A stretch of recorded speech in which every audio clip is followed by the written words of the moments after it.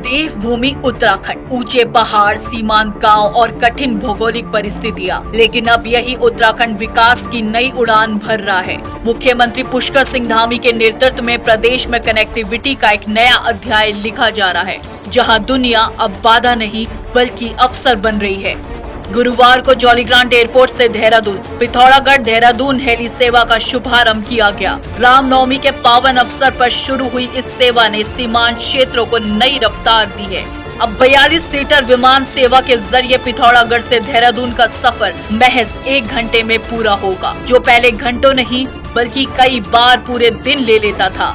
यह सेवा सिर्फ सुविधा नहीं बल्कि सामरिक दृष्टि से भी बेहद महत्वपूर्ण कदम है। सीएम धामी ने साफ कहा, एक समय था जब हवाई यात्रा केवल संपन्न वर्ग तक सीमित थी, लेकिन आज प्रधानमंत्री नरेंद्र मोदी के नेतृत्व में हवाई चप्पल पहनने वाला आम नागरिक भी हवाई सफर कर रहा है। छोटे शहरों, दूरस्थ और सीमांत क्षेत्रों को हवाई नेटवर्क से जोड़कर आम जनता को सस्ती दरों पर सेवाएं उपलब्ध कराना, यही है डबल इंजन सरकार की असली ताकत।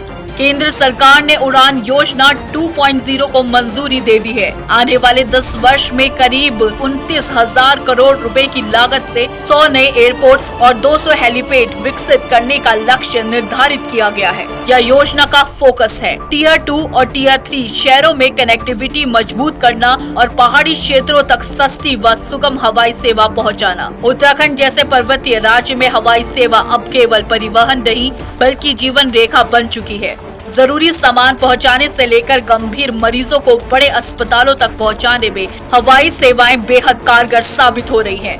वर्तमान में राज्य उड़ान योजना के तहत 26 हवाई मार्ग संचालित हो रहे हैं। वही वर्ष 2023 में शुरू हुई उत्तराखंड एयर कनेक्टिविटी योजना के अंतर्गत 6 रूट्स पर नियमित उड़ान सेवा जारी है। पिछले 4 वर्षों में प्रदेश में हेलीपोर्ट्स की संख्या 2 से बढ़कर 12 हो गई है, बल्कि हेलीपैड की संख्या 60 से बढ़कर 118 तक पहुंच चुकी है। सीएम धामी के नेतृत्व में उत्तराखंड को best state for promotion of aviation ecosystem जैसी राष्ट्रीय सम्मान भी मिला है, जो उनकी दूरदर्शी सोच और प्रभावी कार्यशैली का प्रमाण है।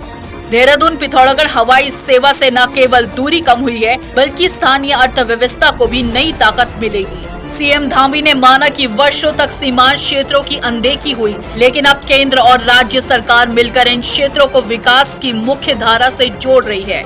इसी कड़ी में पिथौरागढ़ और मुनस्यारी के बीच भी हेली सेवा शुरू हुई है, जो दूरस्थ क्षेत्रों के लिए बड़ी राहत है। सरकार पिथौरागढ़ एयरपोर्ट को 450 करोड़ की लागत से विकसित कर रही है। साथ ही नैनी सैनी एयरपोर्ट्स के अधिग्रहण के लिए भारतीय विमानपत्तन प्राधिकरण और राज्य सरकार के बीच MOU भी साइन किया गया है। मुख्यमंत्री पुष्कर सिंह धामी का विजन साफ है, हर सीमांत क्षेत्रों तक विकास, हर नागरिक तक सुविधा और उत्तराखंड को देश के अग्रणी राज्यों की श्रेणी में लाना। नई उड़ान, नई सोच, नया उत्तराखंड।